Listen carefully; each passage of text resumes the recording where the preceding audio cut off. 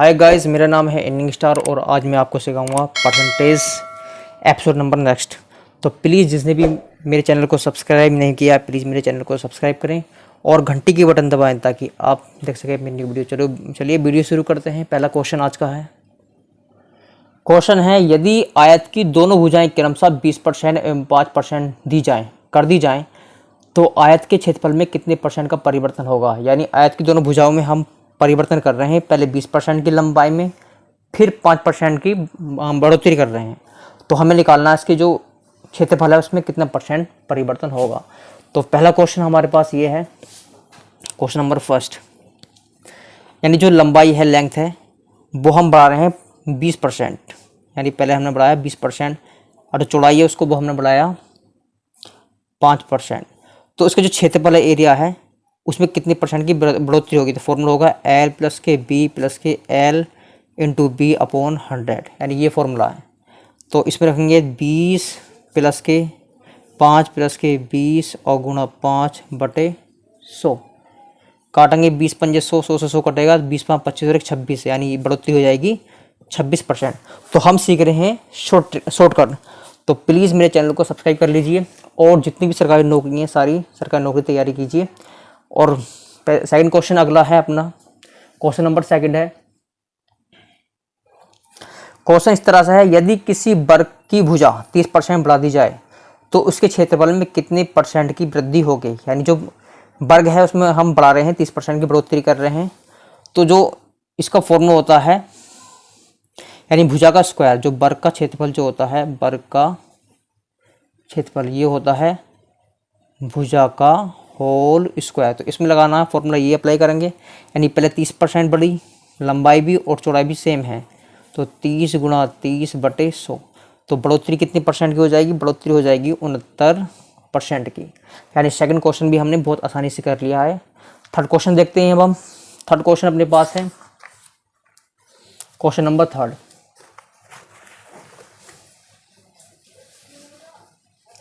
Question number third है, यदि व्यक्ति अपनी आय का 75% खर्च करता है, उसकी आय में 20% की वृद्धि होती है तथा साथ ही उसके खर्च में भी 10% की वृद्धि होती है, उसकी बचत में परसेंट वृद्धि कितनी है। तो इसको भी सॉल्व करते हैं। पहले ये इनकम है और ये सेविंग है और ये एक्सपेंडिचर है। तो मान लेते हैं, लेट कर लेंगे। यहाँ पर जो इनकम है अपनी वो 100% कमाता है, तो खर्च करता है कितना, 75 रुपये खर्च करता है। यानी 100 कमाता है तो 75 खर्च करता है, तो बचता इसके पास कितना है, 25 रुपये बचते हैं। अब जब उसकी इनकम में हम 20% की बढ़ोतरी कर रहे हैं तो कितना हो जाएगा, 120 हो जाएगा। 120 तो हो जाएगा। और जो उसका खर्च है उसे खर्च में वृद्धि करेंगे हम कितने परसेंट की, यानी 20% की हमने यहाँ बढ़ोतरी करी है। यहाँ भी हम खर्च में भी 20% की नहीं, उसकी खर्च में 10% की वृद्धि करने जा रहे हैं हम। तो ये बढ़ाने के बाद हो जाएगा 82.50%। जब इसको ये माइनस करेंगे तो ये आएगा 37.5%। यानी हमें निकालना है अब इसकी जो सेविंग है, यानी इसकी जो बचत है, इसमें कितने परसेंट की वृद्धि हो रही है। तो 37.5 में से 25.5 घटाएंगे तो ये बचेगा अपने पास, कितना बचेगा, 0.5 और साथ में 2 गया 5, यानी 35.5 बचा कितने में, 25 में, और गुणा 100। 25 चौके 100 गुणा करेंगे तो ये आ जाएगा अपने पास, कितना आ जाएगा, सॉरी एक मिस्टेक हो गई है, दोबारा सबट्रैक्ट करते हैं। 7 में से 5 गए अपने 5.5 तो ये हो गया क्योंकि हमें दोनों ही माइनस करने हैं। तो 0.5 ये आ गया, 7 में से 5 गया 2, 7 में से 5 गया 2, 3 में से 2 गया 1, यानी 12.5। जब 12.5 गुणा 4 से करते हैं तो ये आता है अपने पास 50%। तो जो उसकी जो बचत है उसमें 50% की क्या हो रही है, वृद्धि हो रही है। 4 क्वेश्चन अपने पास है। 4 क्वेश्चन भी सॉल्व करते हैं कि नमक एवं पानी के घोल में नमक का भार 15% है। कि नमक एवं पानी के घोल में नमक का भार 15% है। इसका 30 किलोग्राम पानी बाष्पीकृत हो जाता है एवं अब घोल में 20% नमक है, तो नमक की मूल मात्रा कितनी है।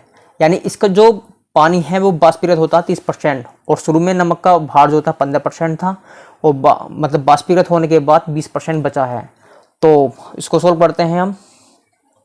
यानी 20 में से 15 गया तो कितना बचेगा, 5%। यही 5% है अपने 30 के बराबर। 1% आएगा अपने पास कितना, 6 के बराबर। तो 100% कितना होगा, 600।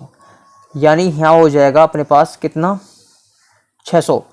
तो 600 है, शुरू में कितना था, कितना परसेंट था, यानी 5% था। तो हमें निकालना क्या है, नमक की मूल मात्रा। नमक की मूल मात्रा निकालने के लिए इसको हम भाग करेंगे 5 से, यानी 5 से भाग करेंगे तो ये हो जाएगा 5 × 5 5 × 10 20%, यानी 120 किलोग्राम क्या है यहाँ नमक की मूल मात्रा थी। अगला नेक्स्ट क्वेश्चन है question number 5। Question number 5 solve करते हैं। क्वेश्चन नंबर 5 है अपने पास। क्वेश्चन इस तरह से है, किसी सिनेमा हॉल में सीटों की संख्या कितने परसेंट बढ़ती है। क्वेश्चन है, किसी सिनेमा हॉल में सीटों की संख्या 25% बढ़ा दी जाती है, टिकट का मूल्य भी 10% बढ़ा दिया जाता है, संग्रहित राशि पर क्या प्रभाव पड़ेगा। देखिए पहले यहाँ जो सीटों की संख्या 25% बढ़ती है, 25% सीटों की संख्या बढ़ रही है, और जो टिकट का मूल्य है वो भी 10% बढ़ रहा है। तो 25 × 10/100, इसको शॉर्टकट करते हैं हम। 25 चौका 100, 4 दूनी 8, 4 पंजे 20। तो ये आ जाएगा सॉल्व करने के बाद, यानी 37.5%, यानी इतने की क्या हो रही है यहाँ, ये आ रहा है संग्रहित राशि पर प्रभाव पड़ा, यानी वृद्धि हो गई 37.5% की। अगला 6 क्वेश्चन है। 6 क्वेश्चन अपना है कि किसी विद्यार्थी को सफल होने के लिए 40% अंक चाहिए। यदि 40 अंक प्राप्त होते हैं तो वह 40 अंकों से असफल हो जाता है। तो पूर्णांक क्या है, तो सफल होने के लिए हमें चाहिए थे 40% अंक चाहिए थे, और 40 अंक प्राप्त करने के बाद भी 40 अंकों से फेल हो गया, यानी 40 अंक तो प्राप्त कर रहा था और 40 अंक और चाहिए थे। तो 40 कितना हो गया, ये हो गया 80, यानी 1% आ गया अपना 2 के बराबर। 40 दूनी 80, तो 100% होते हैं अपना पूर्णांक, टोटल 100 है तो 200, यानी 200 क्या है इसका आ गया पूर्णांक। पूर्णांक कितने का हुआ टोटल, ये हुआ 200 का। अगला का 7 क्वेश्चन करते हैं हम सॉल्व। 7 क्वेश्चन है अपना, किसी परीक्षा में सफल होने के लिए परीक्षार्थी को 80% अंक चाहिए। यदि उसे 200 अंक प्राप्त होता है और 50 अंकों से असफल हो जाता है तो पूर्णांक बताइए। ये भी क्वेश्चन सेम है। क्वेश्चन है, पहले अंक चाहिए थे इसको 80% अंक चाहिए थे, और 200 अंक प्राप्त करता है लेकिन 50 से असफल हो गया, यानी 210 में अगर 50 अंक और होते तो ये पास हो जाता। तो 210 तो अंक थे इसके पास, 50 और होते तो पास हो जाता, यानी 80% है ये अपने पास कितना 260 के बराबर। 1% है अपने पास 210/80, और पूर्णांक अपने पास है 100, यानी 100% पूर्णांक है 260/80 × 100। इसको सॉल्व करते हैं। सॉल्व करने के बाद ये आता है 325, यानी ये आ गया इसका आंसर। 325 अंक चाहिए थे, इसका आंसर ये हो गया। अगला 8 क्वेश्चन अपने पास हम सॉल्व करते हैं।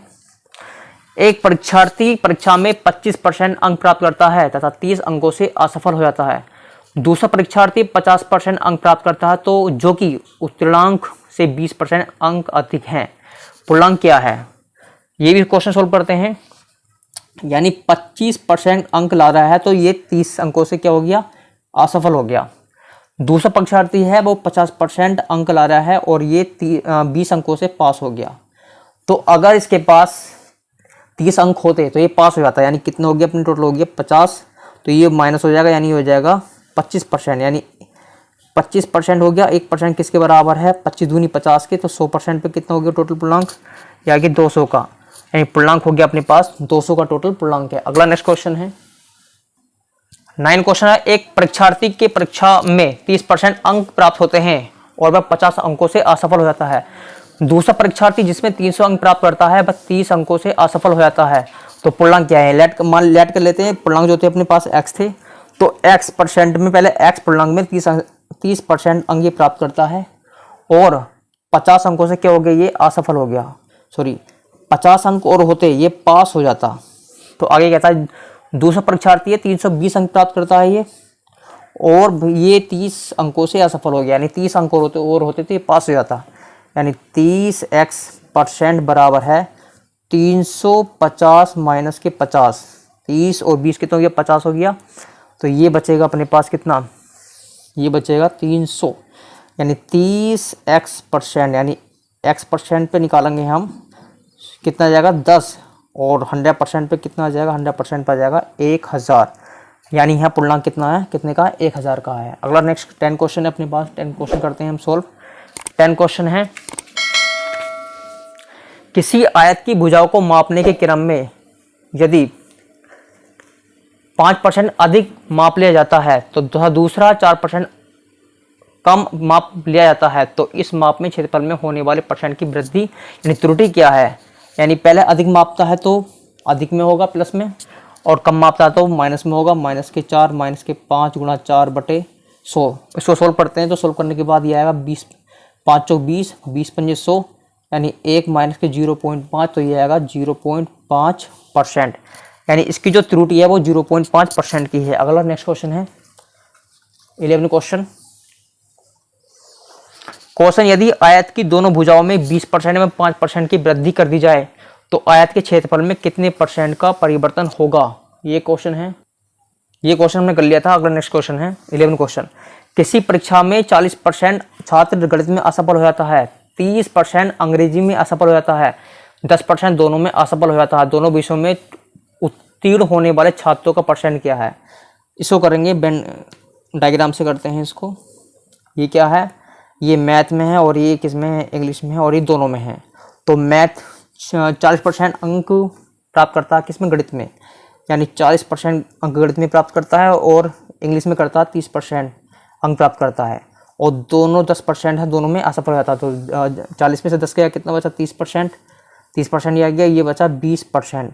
तो जो उत्तीर्ण होगा तो कितने इसका आंसर होगा, 30 20 50 में से 10 निकाल देंगे तो ये आ जाएगा 40%। नहीं, 30 प्लस के 20 माइनस 10, तो यह इसका आंसर हो गया 40%। यानी 40% दोनों विषयों में ये पास हो जाएगा। Thank you.